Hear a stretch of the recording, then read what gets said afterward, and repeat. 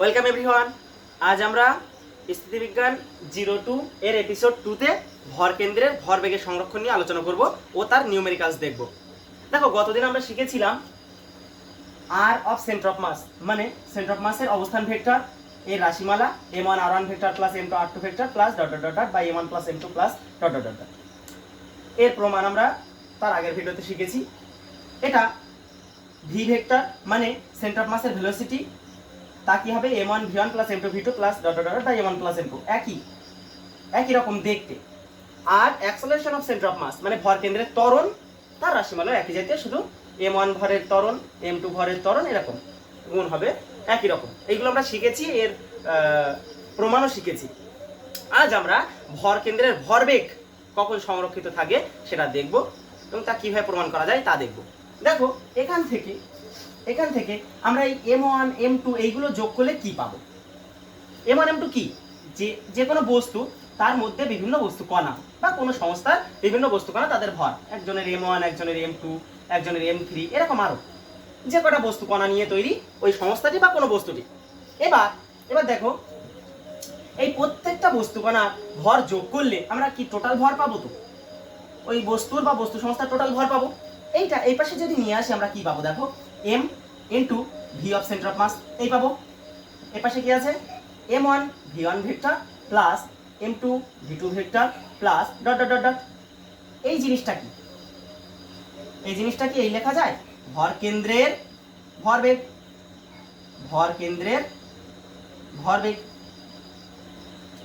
তাই না? ভর কেন্দ্রের বেগ আর ভর কেন্দ্রের টোটাল ভর তো ভর কেন্দ্রেই থাকে, এমটা ভর কেন্দ্রেই থাকে, তাহলে এটা ভর কেন্দ্রের ভরবেগ। এই যে ক্যাপিটাল এম, এটা কোথায় থাকবে? ওই যে বস্তু বা বস্তু সংস্থার ভর কেন্দ্রে থাকবে, তাহলে এটা ভর কেন্দ্রের ভরবেগ হলো। সমান সমান এগুলো কি? বস্তু কণাগুলির ভরবেগের সমষ্টি। এগুলো কি? বস্তু কণাগুলির ভরবেগের সমষ্টি। ঠিক, এটা হচ্ছে প্রথম বস্তু কণা, তার ভরবেগ। এটা দ্বিতীয় বস্তু কণা ভরবেগ। অবশ্যই ভেক্টর নিতে হবে, এগুলো সব ভেক্টর রাশি, বেগ ভেক্টর রাশি, ভরবেগ ভেক্টর রাশি, তাহলে ভেক্টর নিতে হবে। এই হলো আমাদের একটা সমীকরণ যেখানে ভর কেন্দ্রের ভরবেগ আর কণাগুলোর ভরবেগের মধ্যে সম্পর্ক বোঝাচ্ছে। এইবার নিউটন বলেছিলেন, বাইরে থেকে যদি বল প্রয়োগ না করা হয় তাহলে স্থির বস্তু স্থির থাকে, সচল বস্তু গতিশীল, একই বেগে একই সরলরেখা বরাবর গতিশীল থাকে। আমরা পড়েছিলাম, প্রমাণও করেছিলাম। হ্যাঁ, এই বিষয়টা একটু বলি আমরা। দেখো, এম এ এটা কি? F equal to m a, দ্বিতীয় সূত্র থেকে এটা জানি আমরা, F equal to m a. এবার m into v minus v1, sorry v minus u by t. A মানে কি? V minus u by t, তাহলে এম এ মানে v minus u by t. তরন্ত বেগের পরিবর্তন বাই সময় ইজ ইকুয়াল টু এফ। ওপরে কি? M V minus M U, নিচে আছে টি সমান সমান এফ। ঠিক, এবার দেখো, যদি কিনা এই ফোর্সটা জিরো হয়ে যায়, এটা কি? অ্যাপ্লাইড ফোর্স, বাইরে থেকে কতটা বল প্রযুক্ত হচ্ছে। যদি এই ফোর্সটা জিরো হয়ে যায়, তাহলে এখানে জিরো আছে মনে করো, তাহলে এই টিটার পাশে গিয়ে জিরো হয়ে যাচ্ছে, অর্থাৎ M V is equal to M U. আমরা এটা জানি, শিখেছিলাম। তার মানে অন্তিম ভরবেগ আর প্রাথমিক ভরবেগ একই। বাইরে থেকে যদি বল প্রযুক্ত না হয়, অন্তিম ভরবেগ আর প্রাথমিক ভরবেগ একই। এটা আমরা কলমবিদ্যার সাহায্যেও করতে পারি। দেখো, কলমবিদ্যার সাহায্যে আমি করছি। দেখো, যদি ফোর্স কি করে বার করেছিলাম? M A. কলমবিদ্যার সাহায্যে কি লিখতে পারি আমরা? F equal to M DV by DT. ঠিক, এম ডিভি বাই ডিটি। আচ্ছা, এম ডিভি মানে কি? DP by DT. M DV মানে কি? ডিভি মানে কি? বেগের পরিবর্তন, আর এম ডিভি মানে ভরবেগের পরিবর্তন। এই যে ভরবেগের পরিবর্তন, ডিপি বাই ডিটি। যদি এফ জিরো হয়, ফোর্স যদি জিরো হয়, তাহলে DP by DT is equal to zero. কিসের ডেরিভেটিভ জিরো হয় বলো তো? কোনো ধ্রুবকের ডেরিভেটিভ জিরো হয় না? কোনো একটা ধ্রুবক রাশি তার ডেরিভেটিভ জিরো হয়, তাহলে P is equal to constant, ধ্রুবক। পি ইজ ইকুয়াল টু ধ্রুবক, এটা বেটার হবে। That implies P equal to ধ্রুবক, মানে কিসের ডেরিভেটিভ জিরো হয়, কোনো একটা ধ্রুবক রাশির ডেরিভেটিভ জিরো হয়, ওই জন্য পি ইজ ইকুয়াল টু ধ্রুবক হয়ে যাবে। এটা নিশ্চয়ই ধ্রুবক, না হলে ডেরিভেটিভ করে শূন্য হয়নি। পি ধ্রুবক মানে ভরবেগ সংরক্ষিত, ভরবেগ ধ্রুবক থাকবে, প্রথমেও যা পরেও তা, যেটা আমরা এখান থেকে বুঝিয়েছিলাম। এটা সিম্পল মেথড, আর এটা ডেরিভেটিভের মাধ্যমে অবকলের সাহায্যে বুঝেছি। আচ্ছা, ওটা দেখা যাচ্ছে তো? হ্যাঁ, ঠিক আছে। তাহলে এখানটায় দেখো, এই ভরবেগ সংরক্ষিত থাকবে, ভর কেন্দ্রের ভরবেগটা সংরক্ষিত থাকবে কখন? যদি বাইরে থেকে বারবার বলছি বাইরে থেকে প্রযুক্ত বল, বাইরে থেকে প্রযুক্ত বল যদি জিরো হয়, বাইরে থেকে প্রযুক্ত বল যদি জিরো হয়, তবে ভর কেন্দ্রের ভরবেগ সংরক্ষিত থাকবে, তবেই ভর কেন্দ্রের ভরবেগ সংরক্ষিত থাকবে। সংরক্ষিত থাকা মানে কি? প্রথমেও যা পরেও তা, সংরক্ষিত থাকবে। এইটা যদি সংরক্ষিত থাকে, এই পাশটাও সংরক্ষিত থাকবে। বাইরে থেকে প্রযুক্ত বল, এই কথাটা কেন জোর দিয়ে বলছি? বস্তুর মধ্যে বা বস্তু সংস্থার মধ্যে বল প্রযুক্ত হতে পারে, একে অপরের সাথে বল প্রযুক্ত করতে পারে। যেমন মনে করো এই যে দুটো বস্তু আছে, একটা বস্তু এ ওকে টানছে, ও একে টানছে, এরকম হচ্ছে, বাইরে থেকে কোনো বল প্রযুক্ত হচ্ছে না। এর ক্ষেত্রে ভর কেন্দ্রের ভরবেগ সংরক্ষিত থাকবে। কেন? বাইরে থেকে বল প্রযুক্ত, এই যে বাইরে থেকে প্রযুক্ত বল জিরো, বাইরে থেকে কোনো বল প্রযুক্ত হচ্ছে না, এরা নিজেদের মধ্যে বল প্রযুক্ত করতে পারে। এই যদি একটা নৌকা যদি জলে থাকে, মনে করো স্থির জলে আছে, তো এই নৌকা একটা মানুষ এখান থেকে হাঁটতে হাঁটতে মনে করো এই মাথায় গেল, তাহলে এই নৌকার একটা বল দিয়ে তাই হাঁটছে তো, কিন্তু এর ক্ষেত্রে ভরবেগ কেন সংরক্ষিত থাকবে? বাইরে থেকে কোনো বল প্রযুক্ত হচ্ছে না, জলের উপর আছে তো, জলের ঘর্ষণ জিরো ধরা হয়, ওই জন্য বাইরে থেকে কোনো বল প্রযুক্ত হচ্ছে না। যদি আমাদের ওই এমনি মাটিতে থাকতো, তাহলে ওখানে একটা ঘর্ষণ থাকতো, তখন আবার বাইরে থেকে বল প্রযুক্ত হতো, ওই জন্য তখন ভরবেগ সংরক্ষিত থাকতো না ভর কেন্দ্রের, ওই জন্য স্থির জলে। এইসব ক্ষেত্রে এই নিউমেরিক্যালস গুলো স্থির জলে থাকে সাধারণত নৌকা। হ্যাঁ, তো বস্তু সংস্থার মধ্যে যে কটা বস্তু আছে, সেই বস্তুগুলোর মধ্যে একে অপরের মধ্যে আকর্ষণ বিকর্ষণ, হ্যাঁ, ওদের মধ্যে মারামারি যা খুশি হোক, কিন্তু বাইরে থেকে বল প্রযুক্ত না হলে আমরা ভর কেন্দ্রের ভরবেগ সংরক্ষিত রেখে দেব, কিংবা বস্তু কণাগুলির ভরবেগের সমষ্টি ধ্রুবক রেখে দেব। এই হচ্ছে ব্যাপার। তো চলো দেখে নিই প্রথম অঙ্ক কি বলছে। 55 কেজি ও 65 কেজি ভরের দুটি ব্যক্তি, ওরা 3 মিটার লম্বা আর 100 কেজি ভরের নৌকার দুই প্রান্তে দাঁড়িয়ে। আচ্ছা, ঠিক আছে। বলছে 55 কেজি ভরের ব্যক্তি যদি হাঁটতে হাঁটতে 65 কেজি ভরের ব্যক্তির কাছে যায়। বুঝতে পারছো? এই আমাদের নৌকা, এই মনে করো নৌকা আছে, এই যে নৌকা, এখানে একটা মানুষ দাঁড়িয়ে আর এখানে একটা মানুষ দাঁড়িয়ে, 55 কেজি, এটা 65 কেজি। এ হাঁটতে হাঁটতে একদম এই প্রান্তে পৌঁছে গেল, ঠিক আছে। আর নৌকাটা এই জলের উপর আছে, এই শেষে দেওয়া আছে, নৌকাটি স্থির জলে আছে। তবে সংস্থাটির ভর কেন্দ্র এর সরণ কত? এদের যে ভর কেন্দ্র থাকবে, কোনো একটা জায়গায় থাকবে ভর কেন্দ্র। এখানে নৌকা আছে 3 মিটার লম্বা টোটাল, এই যে 3 মিটার লম্বা, আর 100 কেজি ভর, নৌকার ভর দেওয়া আছে 100 কেজি। তো নৌকার ভর আমি এখানে ধরে নিলাম, এদিকে 100 কেজি, 100 ইন্টু জি, এত বল কাজ করছে, সে দরকার নেই। 100 কেজি হচ্ছে নৌকার ভর, এটা দরকার নেই। 100 কেজি নৌকার ভর, 100 কেজি, ঠিক আছে। এবার ভর কেন্দ্র কতটা সরলো দেখো। এক্ষুনি আমি বললাম যে বাইরে থেকে যদি কোনো সংস্থার উপর বল প্রযুক্ত না হয়, বাইরে থেকে বল প্রযুক্ত না হলে ভর কেন্দ্র স্থির থাকবে, ভর কেন্দ্রের ভরবেগ সংরক্ষিত থাকবে। মানে কি? ভর কেন্দ্র যদি স্থির থাকে তো স্থির থাকবে। আর এই প্রশ্নটা যদি এরকম দিত যে এই নৌকা একটা বেগে চলছিল, তাহলে ভর কেন্দ্র সেই বেগেই চলবে, এতে স্থির আছে নৌকাটি, হ্যাঁ, তাহলে এই নৌকা সবসময় স্থির থাকবে। মানে এই পুরো সংস্থাটি ভর কেন্দ্র একটা নির্দিষ্ট জায়গায় স্থির থাকবে, যেখানে থাকবে এতে ভর কেন্দ্র যেখানেই হবে সেখানেই থেকে যাবে। যদি বাইরে থেকে প্রযুক্ত বল জিরো হয়, এখানে কি কোনো বাইরে থেকে বল প্রযুক্ত হচ্ছে না, এ হাঁটতে হাঁটতে যাচ্ছে, ঠিক আছে, এ হাঁটতে হাঁটতে যাচ্ছে, ওর কাছে গেল, নৌকাও সরে আসবে, সরে এসে ওদের ভর কেন্দ্র অ্যাডজাস্ট করে নেবে এক জায়গায়, যেখানে ছিল ভর কেন্দ্র সেখানেই থাকবে, নৌকাও একটু সরে আসবে। এই প্রশ্নটা যদি এটা না করে, এটা AIPMT 2012-তে পড়েছে, এই নৌকাটা, এই প্রশ্নটা এটা না করে যদি এরকম করতো যে নৌকাটি কতটা সরবে, তখন একটা মান আসতো ভর কেন্দ্র সরছে না জিরো, তার জন্য নৌকাকে কিছুটা সরে এসে ম্যানেজ করে নিতে হবে, যে ভর কেন্দ্রের জন্য একই জায়গায় থেকে যায়। হ্যাঁ, এ যাবে, যার জন্য নৌকা একটু এদিকে চলে আসবে, বুঝেছো? সে যেদিকে যায় আমরা অঙ্ক করে দেখব।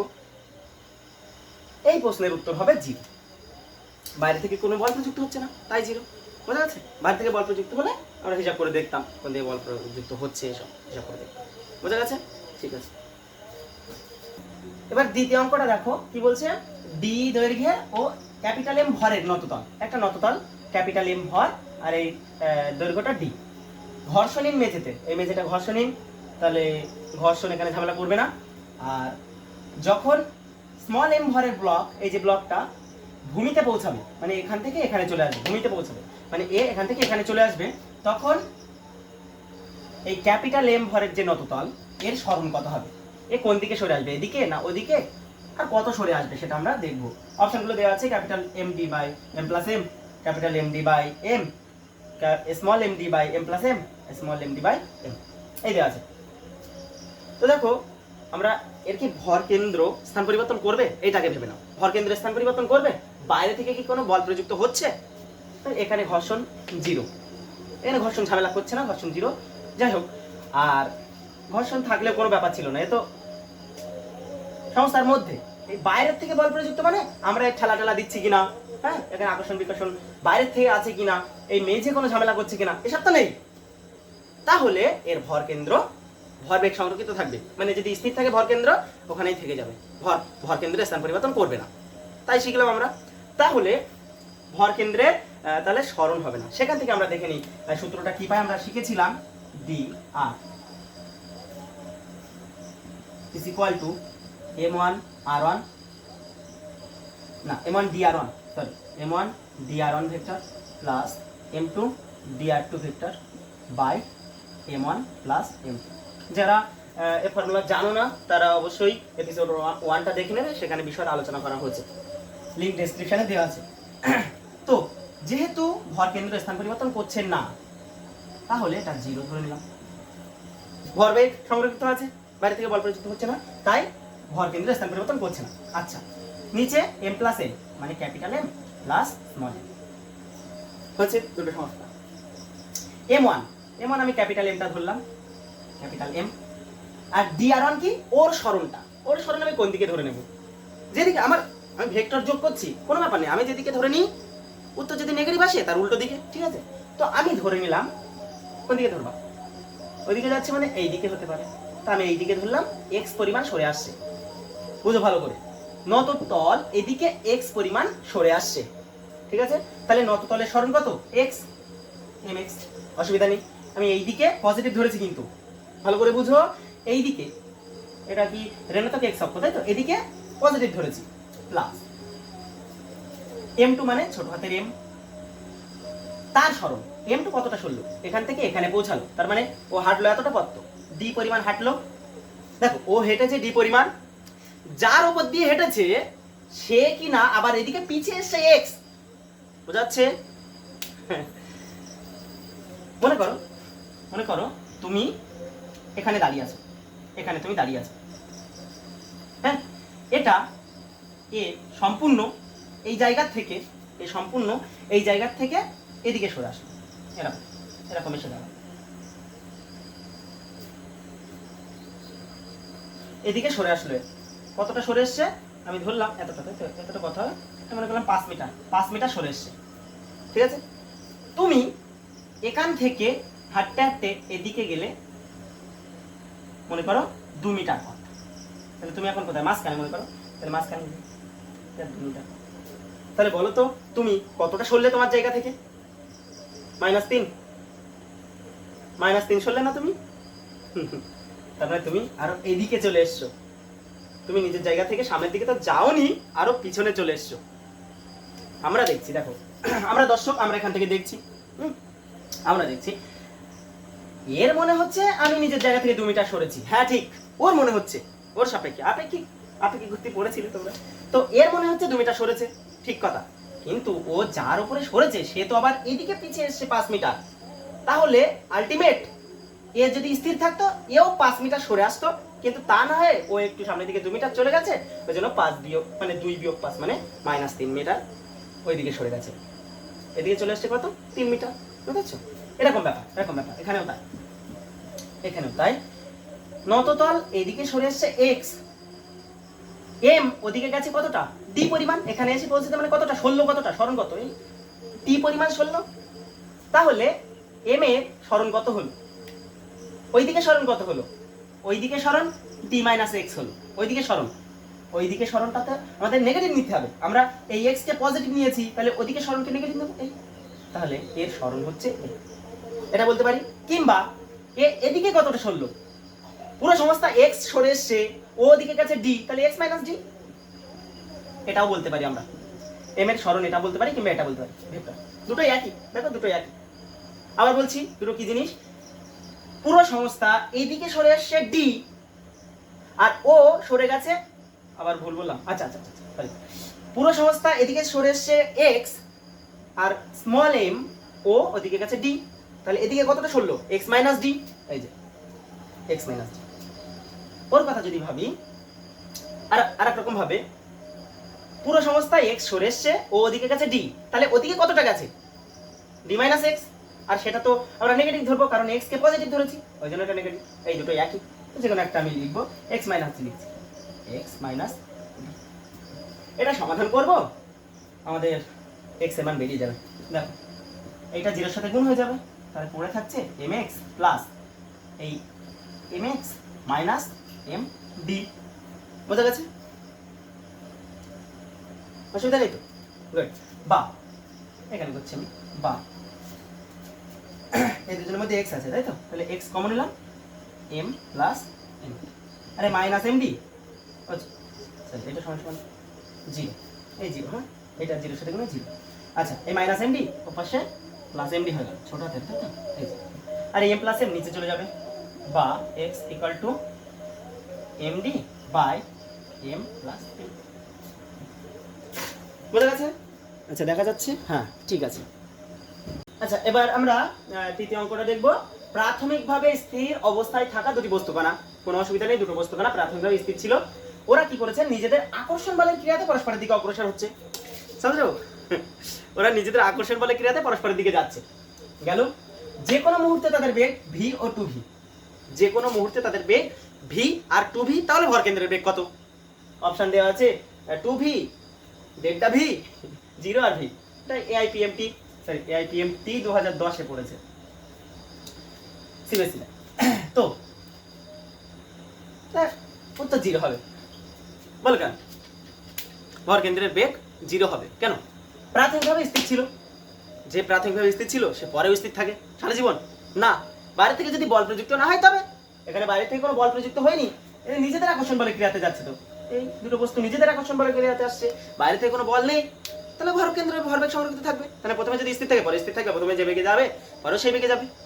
বুঝা যাচ্ছে? সহজ না একদম, প্রথমটার মতো। ওকে, তুলে নাও। এবারে দেখো, এটা একটু ইন্টারেস্টিং অঙ্ক, ভালো লাগবে। ক্যাপিটাল এম ভরের একটি পাটাতন বরফের উপর রাখা, একটা পাটাতন বরফের রাখা, এই যে আমাদের পাটাতন, এই যে রাখা আমাদের এই পাটাতন, সরি এই যে বরফ, এই পাটাতন রাখা আছে।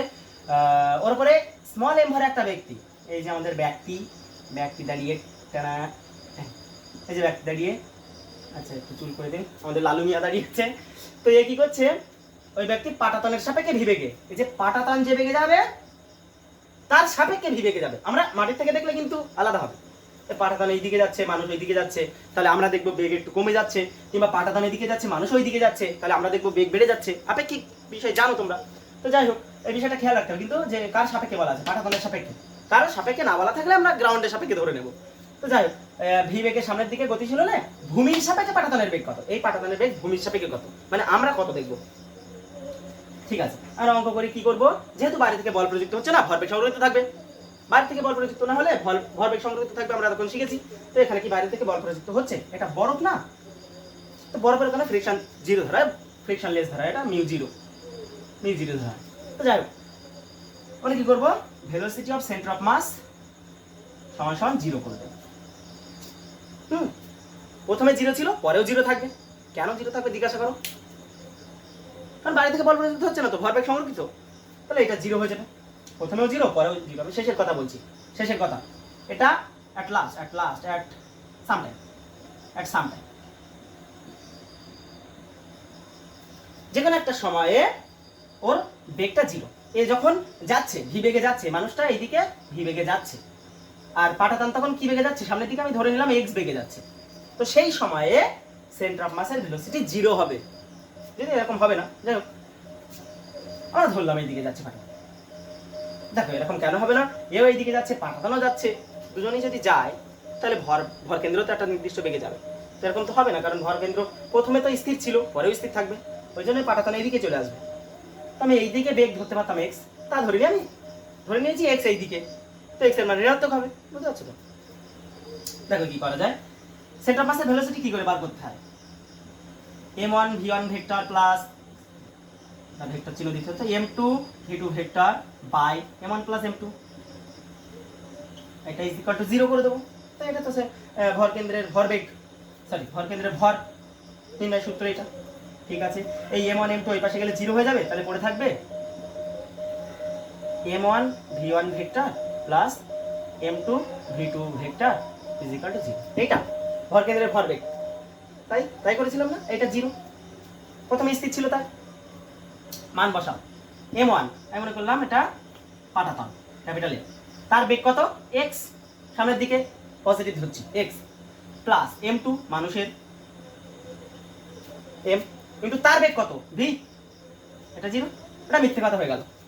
মানুষের বেগ v না, মানুষের বেগটা পাটাতনের সাপেক্ষে v।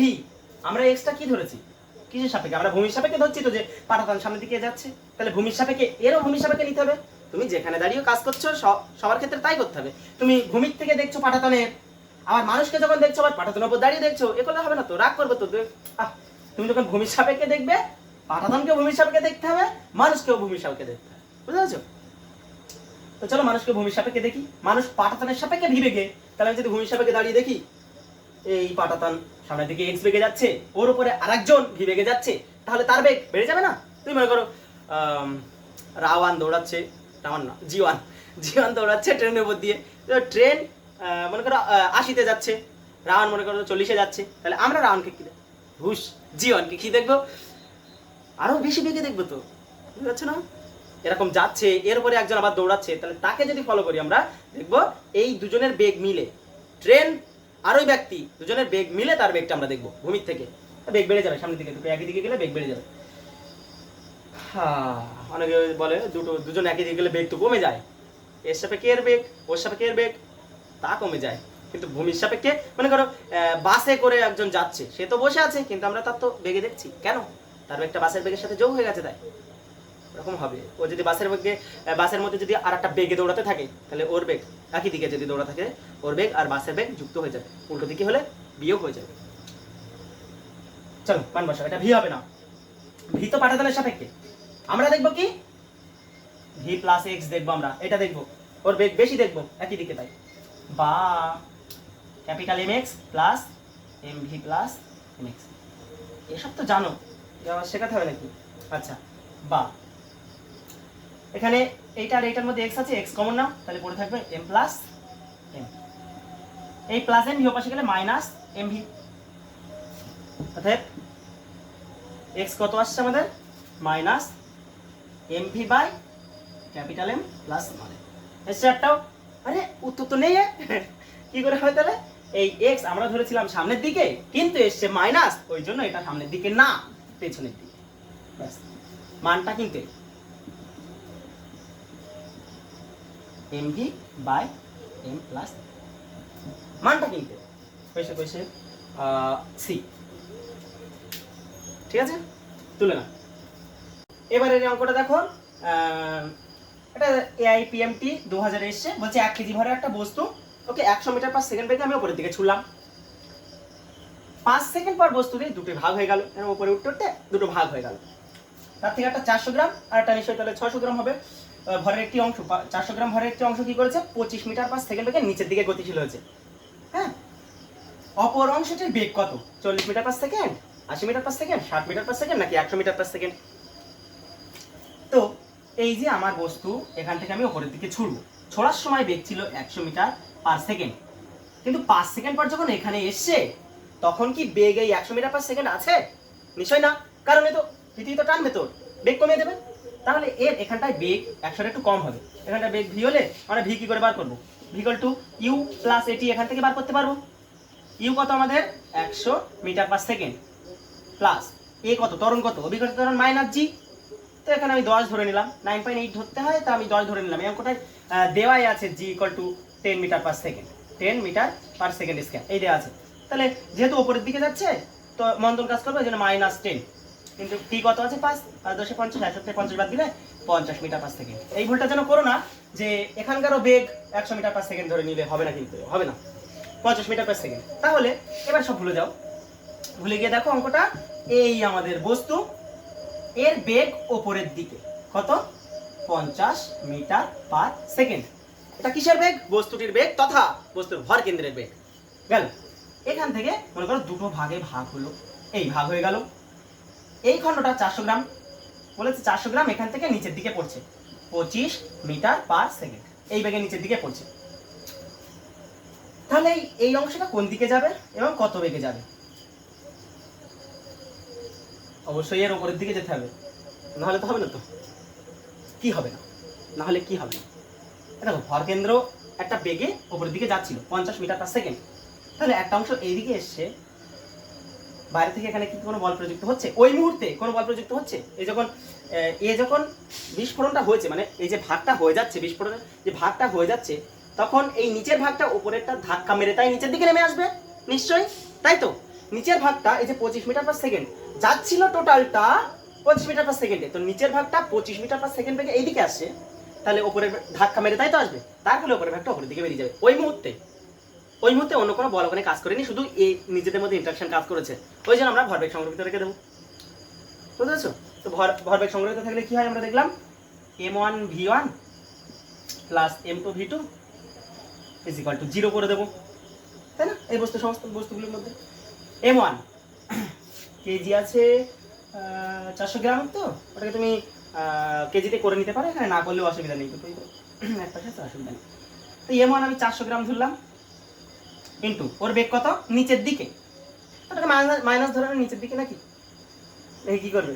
কোনো ব্যাপার নেই, তুমি যেহেতু ভেক্টরের ব্যাপার তো তুমি নিচের দিকে মাইনাস ধরলে, উত্তর যদি প্লাসে আসে তাহলে সেটা উপরের দিকে, নিচের দিকে প্লাস ধরলে উত্তর যদি প্লাসে আসে তাহলে নিচের দিকে, যাই না।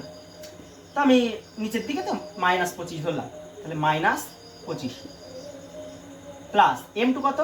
600 গ্রাম, ঠিক আছে? m2 600 গ্রাম, তার বেগ কত?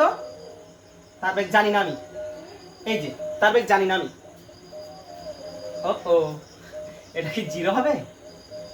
না, এটা 0 হবে না, কিন্তু এটা প্রথম অবস্থায় যদি স্থির থাকতো তাহলে 0 হতো। এটা কি হবে? m into v of centre of mass হবে। যদি প্রাথমিক অবস্থায় 0 হতো তাহলে এটা 0 এর সাথে m ইন্টু 0 করলে 0। বোঝা গেছে? প্রবলেম বোঝা গেছে তো? তো চলো মান বসাও। m কত? 1 কেজি মানে 1000 গ্রাম, ইন্টু তার বেগ কত? 50 মিটার পার সেকেন্ড, তাই না? ভর কেন্দ্রের বেগ উপরের দিকে 50 মিটার পার সেকেন্ড ছিল। চল এটা সমাধান করলে হয়ে গেল আমাদের অঙ্ক। কটা করে শূন্য আছে? দুটো শূন্য, দুটো শূন্য, দুটো শূন্য কেটে দিলাম।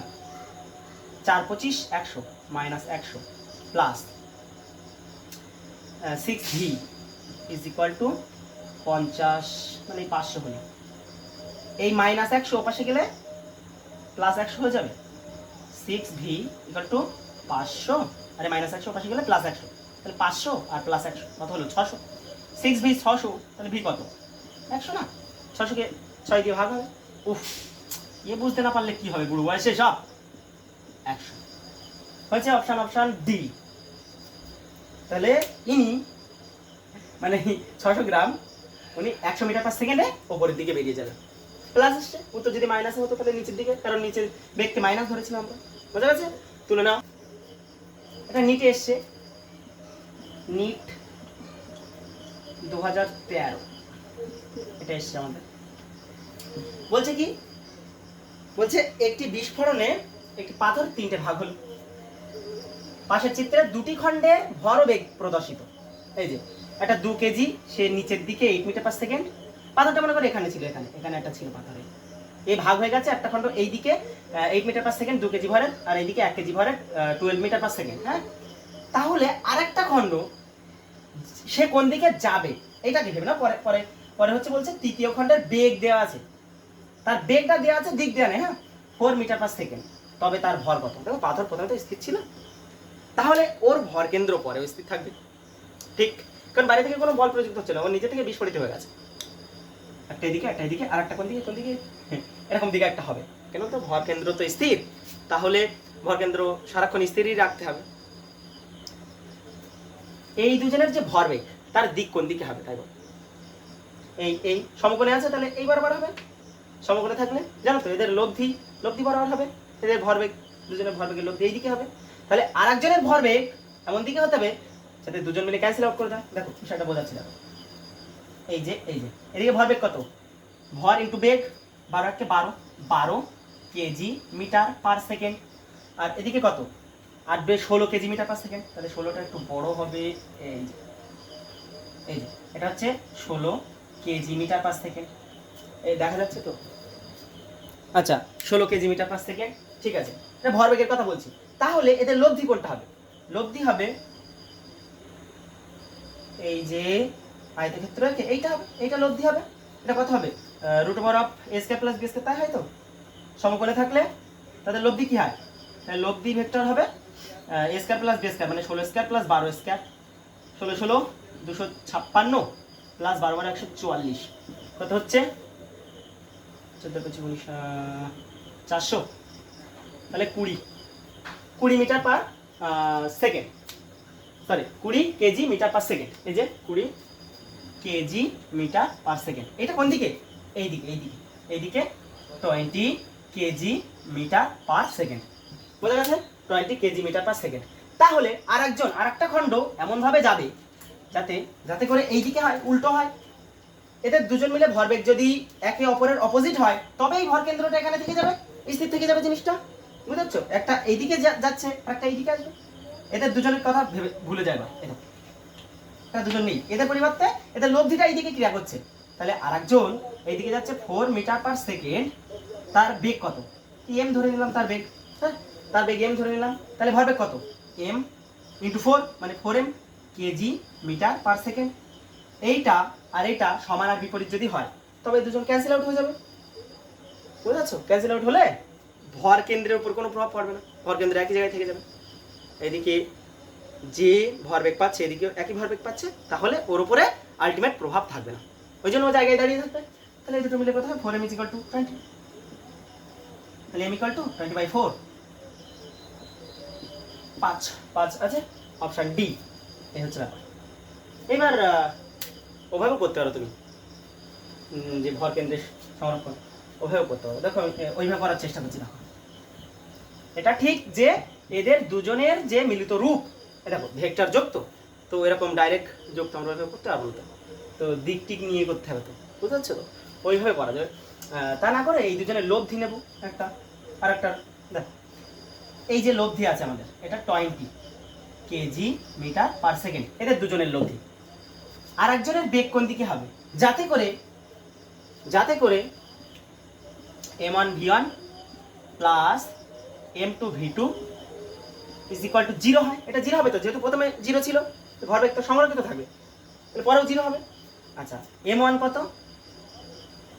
এই m1 v1 পুরো আমাদের এই যে 20 প্লাস m2 v2, m2 জানি না, v2 কত? প্লাস ধরবে না মাইনাস ধরবে? তো প্লাসই ধরো, প্রথমে প্লাস ধরো, মানে কি এর বেগ যেদিকে, আমি এর বেগও সেই দিকে ধরলাম, তবেই প্লাস। নাহলে আচ্ছা, দুটো দুই দিকে ধরলে তখন মাইনাস ধরা যেত, এখানে মাইনাস হতো, মাইনাস আমি ভি ধরলাম। ভি কত? 4 মিটার পার সেকেন্ড, 4 = 0। এখান থেকে দেখো m2 এর মান আসছে 20/4 মানে 5, একই আসবে। যদি ভেক্টর দিয়ে ডাইরেক্ট করতে চাও, একদম মানে পুরোপুরি ভেক্টর দিয়ে করতে চাও, তাহলে কি করতে হবে? দেখো m1 v1 vector plus m2 v2 vector plus m3 v3 vector = 0, তাই তো? তিনটে খণ্ড হয়েছে। তাহলে সবার দিক একই করে নাও, সবার একই দিক করে নাও। মানে আমি বলতে যাচ্ছি এদের যোগটা তো ভেক্টর যোগ হবে, তো তাহলে ভেক্টর যোগ কি করে করতে হয়? এই দুজন আগে নিয়ে নেবো, এদের লব্ধি বার করে নেবো, তার মানে এদের লব্ধি বার করতে হতো। লব্ধি বার করে নেবো, তারপরে এটা তো তাই করা হয়েছিল, এদের লব্ধি বার করে নিয়েছিলাম প্রথমে, তারপরে এর সাথে করেছিলাম, মানে তৃতীয় খণ্ডের সাথে, বুঝেছো? এভাবে করা হয়েছে। আচ্ছা দেখো আজকে শেষ অঙ্ক দেখো, এটা নিট ওড়িশা 2019-এ পড়েছে। বলছে 5m ভরের বস্তু, 5m ভরের একটি বস্তু আছে, নিচে থেকে 3টি খণ্ডে ভাগ হয়ে গেল, যার থেকে m ভরের 2টি খণ্ড পরস্পরের সমকোণে v বেগে নির্গত হলো। এখনই যে অঙ্কটা করলাম ওরকম জাতীয় অনেকটা, মনে করো এই যে বস্তুটা ছিল এখান থেকে খণ্ড ভাগ হয়ে গেছে 3টে,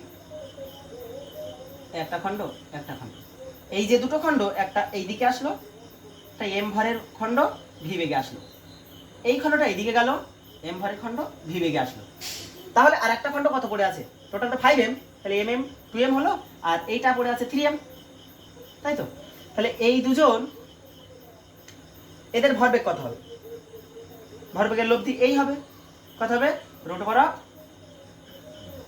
mv এর স্কয়ার প্লাস mv এর স্কয়ার, তাই না? ভরবেগ, লব্ধি ভরবেগ বার করছি, এদের দুজনের লব্ধি ভরবেগ বার করছি। কেন বার করছি?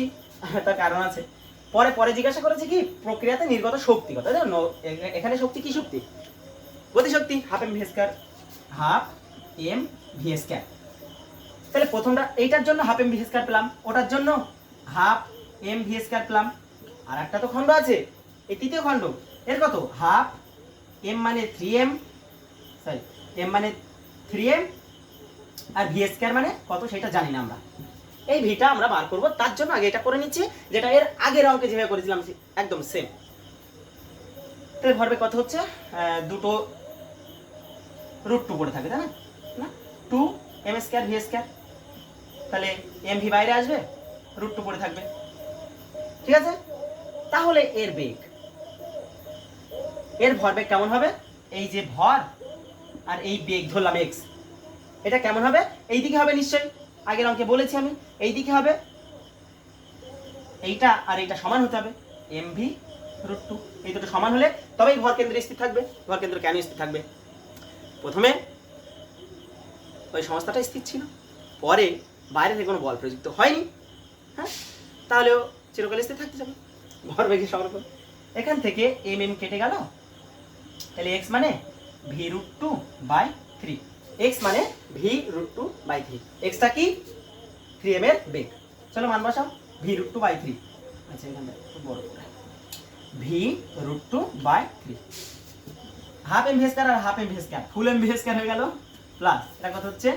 হাফ 3m, আচ্ছা এটা করলে ভি স্কয়ার, রুট 2 করলে শুধু 2, আর নিচে 3 করলে 9, 3 3 3 এ 9, ঠিক আছে? তাহলে কত হচ্ছে? 2 2 কাটা, m V square by 3, m V square plus m V square by 3, 3 m V square, লসাগু তো সব 3, উফ, লসাগু 3 হচ্ছে 3m V square plus m V square, তাহলে কত হচ্ছে? 4m ভি স্কয়ার বাই 3, কোনটা? এটা option A, 4m V square by 3। এই হলো অঙ্ক, এটার জন্য আগের অঙ্কের ধারণা থাকতে হবে, ঠিক আছে? আজ তাহলে এই পর্যন্ত থাক, সবাই ভালো থেকো, সুস্থ থেকো, পড়াশোনা করতে থাকো, গুড বাই।